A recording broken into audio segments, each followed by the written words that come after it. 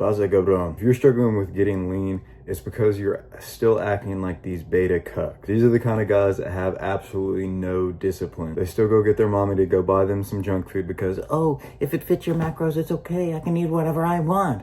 They're eating them pizza, chips, and shit while they just game all day. And they're just ruining their testosterone, building no muscle, and losing no fat at the same time. They're even skipping their cardio sessions at the gym if they even make it to the gym at all. And they wonder why girls aren't texting them back when they act like every single guy and go into their DMs, oh, you're so pretty. And they look like shit. But if you're watching this video, then you're on the right path to becoming a Chad for sure. These are the kind of guys that train so hard, you have to force them to take a rest day from the gym. Their diet is so perfect that they don't even get the cravings for the junk food anymore. They don't believe in if it fits your macros. They're getting all their micronutrient needs in just from all the foods that they're eating. And you best believe that they have the discipline to not skip their cardio in the gym. As a matter of fact, they get extra cardio with attractive women. My name's Blake, and I've had to go through this same exact transformation myself. It was the winter time in 2023, and I was experiencing the hardest time of my life. I had absolutely no money, and the job that I had, which was pretty shitty, still wasn't even giving me hours. So even at that shitty place, I wasn't even able to make that much money. On top of that, I had just ended a toxic relationship that just was really negative for my life, and honestly I was just in a very depressed state. I also got the worst news of all, which was that I was about to lose someone that I loved very dearly. All this accumulated to me just falling off of self-improvement and falling out of the gym. My physique just regressed a lot, and I just ended up starting to get fat. And you probably seen the photo in the thumbnail or something like that, but it was just a very hard time in my life, and I was just very depressed. Losing somebody you love is one of the hardest experiences that you can go through, and having to sit there in the hospital and knowing that these are the last conversations you're going to have with them just really hurt a lot. But I did still get to have some good conversations with her, and she did leave me with some great advice that I'd like to share with you. She told me that she wasn't the wisest woman in the world, but if she had one piece of advice for me, it would be to follow my dreams. So I went home and I started to think about really like what my dreams would be, what I actually want out of life, and how I can make her and my family proud. So I went back to her and I promised her that I was going to be a champion in all realms, in all aspects of life. So I went home and I really thought about this, and I really journaled it out and started picking up my journal again because I had fallen out of that habit. So I started journaling about what could being a champion in all realms of life actually mean. How could I achieve that? And one of the ways I decided was that I needed to get back into the gym. I needed to get back on my self-improvement. I needed to actually build a physique that I could actually be proud of, that I've always wanted, and that would just not only be attractive to the world, but show like my strength and my courage. One of the biggest problems that I've had with my life is that I've never actually been able to get lean. I've never had abs, never had defined abs, at least not up until this point. And this is where everything turned around, because once I got back into the gym, I was determined. I was on the grind. I was fucking a menace. So throughout that winter, I started getting back into the gym. I did a little bit of a bulk, but it didn't really go anywhere. It didn't really I mainly gained just fat and a bunch of shit weight. So I decided, okay, it's time to start the cut anyways. We'll just see what we're working with. And when I actually did start the cut, I experienced recomposition. And this is where I disagree with a lot of people, because a lot of people say, oh, you just have to maintain and stuff on the internet.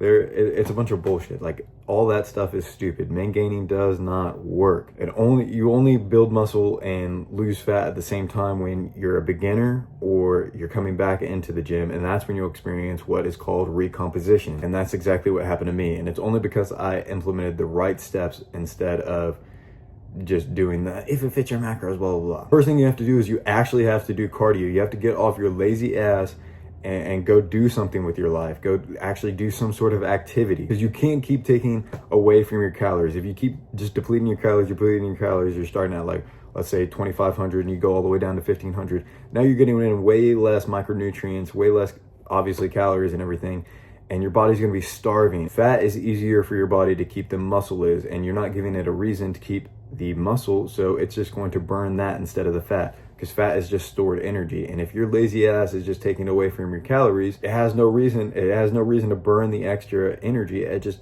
is going to take away what's straining the body in the most, which is muscle. So it's going to take away the muscle first. You're also missing out on a lot of micronutrients, which is going to make your testosterone super low, and then you're just going to feel like shit all the time. You're going to be more depressed. You need to actually get off your ass and do some cardio. Now, this doesn't mean that you have to go and just start running marathons every single day, because I absolutely hated running when I first started this cut and when I first started working out in general. So what I did was I started going on a lot of walks, especially because there was this hike near my house. I have this friend, he's like one of my best friends. He's the one that got me into MMA and stuff, but we'll talk about it in a second.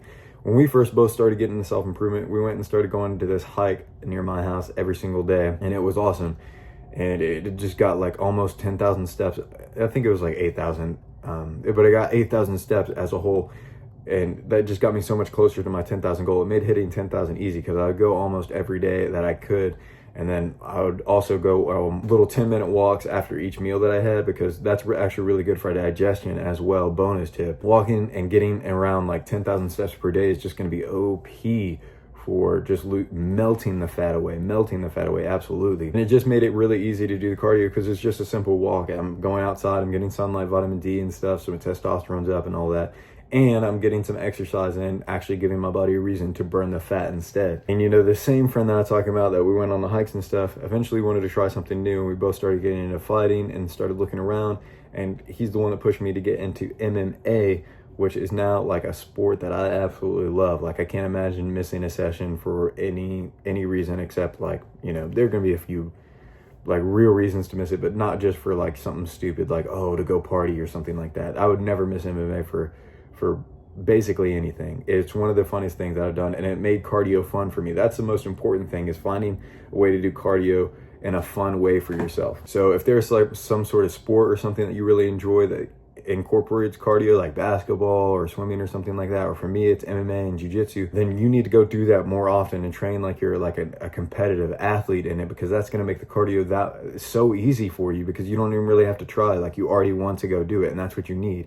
That on top of the walks just absolutely melted the fat away for me. Like, I didn't even have to try. I did not count any of my calories at all during this whole process. Like I said, I just found a way to do cardio and make it fun for me without having to really take away from my calories. I didn't really take away from my calories, and I didn't track it, because I was getting in the cardio. That's where my caloric deficit was coming from. This is also why when you're cutting down, that your recovery is going to be like it's like so important, and a lot of people neglect it for whatever reason. So when you're on a cut, like, you're in a caloric deficit, so whether you're taking away from your calories or you're just getting it from cardio, you're just going to have less energy, right? And this is because you're expending more calories than you're actually taking in, right? It's pretty simple. And this is why I hate when like the people have the David Goggins mindset and go, oh, you just have to work hard, like, quit being a bitch, just do this, blah blah blah blah. David Goggins' message is actually really good, but the people that listen to him sometimes take it out of context, and then like, it doesn't matter if you're doing the hard work if you're not doing the right work. Because like I said, like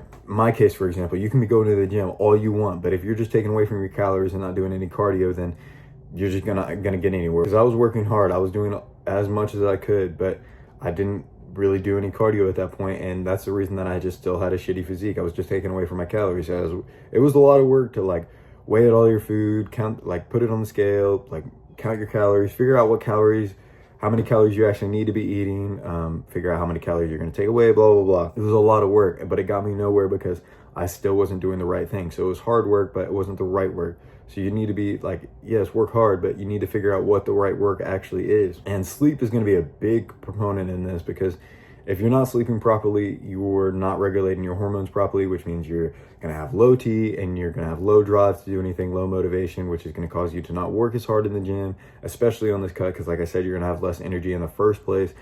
And all this stuff is going to come on to just make you build less muscle. As a matter of fact, you're on the cut, so it's going to eat away at the muscle and not burn any fat. So you need to be making sure that you're getting in good sleep. And a lot of people think like, oh, that's easy, I'll just get 8 hours. But it's like, it's not as simple as that, because you need to be getting like 8 to 10 hours actually. You're probably not getting that in the first place. So if you need to wake up at 7 a.m. for work or whatever, or that's just when you want to start your day, 7 a.m. is when you want to start your day, you might think, oh, I need to go to bed at 11 p.m. because that's 8 hours.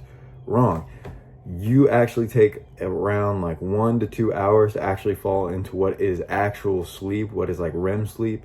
So it takes about 1 to 2 hours to do that. So if you were waking up at 11 to get the 8 to 10 hour range in there, the best way to optimize it is going to be to fall asleep around like 9 or 10 if you're waking up at 7, for like, to use that as an example. So always remember you need to go to bed around like 1 to 2 hours before you actually, before what would be 8 hours to when you plan on waking up.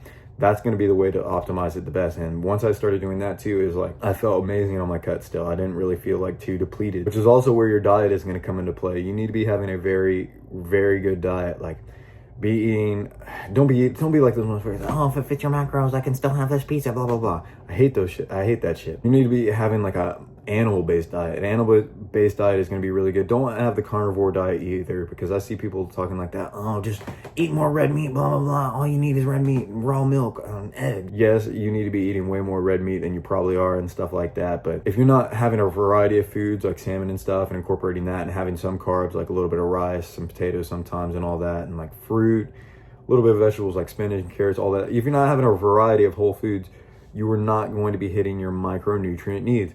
And that is going to mess up your hormones, and you're not going to be regulating your hormones properly or efficiently. And then you're just going to be missing out on a lot of gains and fat loss. If you don't know where to start with like a whole foods diet, I'd recommend looking up the Vertical Diet by Stan Efferding. That's really good. They probably have like a free PDF or something that you can look at to follow like the food groups.